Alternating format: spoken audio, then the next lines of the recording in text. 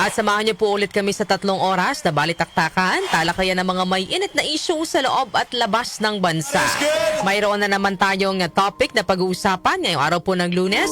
Pero bago tayo dumako sa ating question of the day, dito muna tayo sa ating food for the soul and food for the spirit.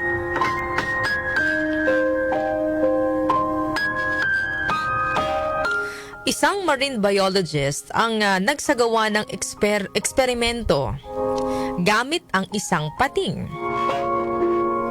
Nilagay niya ang pating sa isang malaking tangke na may kasamang maliliit na isda. Gaya po ng inaasahan, kinain ng pating ang lahat ng maliliit na isda. Ang sumunod na senaryo ay naglagay naman ng marine biologist ng malinaw na fiberglass sa loob ng tangke para hatiin ito sa 2 bahagi. Nilagay niya ang pating sa isang bahagi at ang maliliit na isda sa kabilang bahagi. Agad na sumugod ang pating para po kainin ang mga isda. Pero tumama lang ito sa fiberglass. Paulit-ulit itong sinubukang atakihin ang mga isda, pero palagi itong bumabangga sa salamin. Hindi tumigil sa pagsugod ang pating, habang ang mga maliliit na isda ay nananatiling ligtas. Makalipas ang halos 1 oras, sumuko na rin ang pating. Napagod sa pagsugod dahil hindi naman niya nakukuha o nakakain yung mga isda. Inulit-ulit ng marine biologist ang eksperimento sa loob po ng ilang buwan. Sa bawat ulit, pabawas ng pabawas ang aggression ng pating. Hanggang sa dumating ang panahon na napagod na ito at tuluyan ang tumigil sa pagsugod sa mga maliliit na isda. Sa huli, tinanggal na po ng marine biologist ang fiberglass. Pero kahit wala na ang salamin, hindi na muling sinubukan ng pating na sugurin ang mga isda. Ano po ang aral na pupulot po natin sa kwentong ito? Sa buhay po maraming beses na nasasaktan tayo, nabibigo at paulit-ulit na natatalo.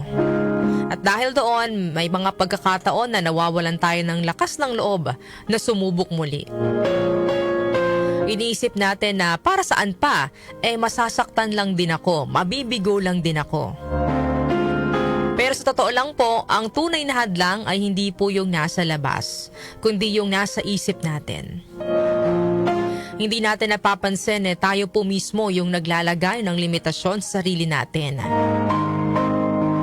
Natututo tayong tanggapin na bigo na lang ako palagi.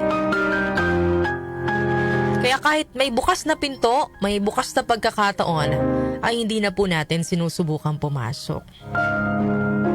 Lagi po nating tatandaan hanggat humihinga tayo, hanggat binibigyan tayo ng pagkakataon na mamuhay dito po sa mundo, nananatili pong may pag-asa. Baka po yung pangarap mo na inaasa mo noon, na iniwan mo dahil akala mo ay imposible o dahil nabigo ka noon sa pagkamit nitong pangarap mo. Baka nandyan lang pala at hinihintay ka lang sumubok muli.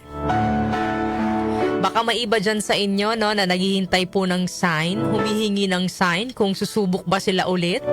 Ito na po siguro yung hinahanap o hinihintay nyong sign.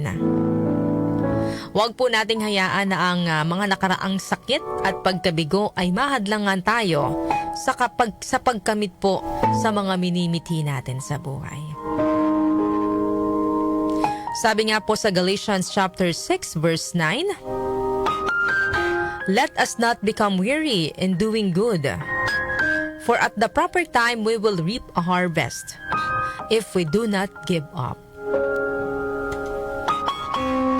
Yan po ang ating food for the soul and food for the spirit ngayong araw po ng Lunes.